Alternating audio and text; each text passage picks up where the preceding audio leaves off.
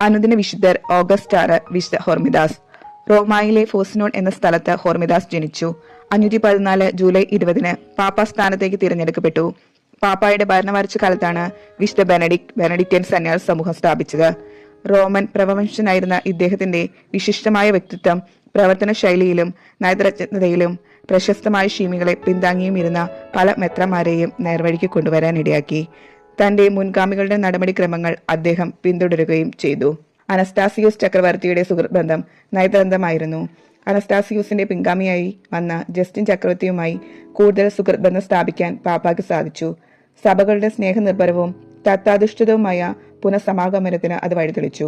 അങ്ങനെ 519 പെസഹ ദിവസം റോമ സഭയും ഗ്രീക്ക് സഭയും പുനരൈക്യം ആഘോഷപൂർവ്വം കൊണ്ടാടി. ഇതിൽ ഏറെ സന്തോഷവും സംതൃപ്തിയും അനുഭവിച്ച പാപ്പ 523 മരണമടഞ്ഞു.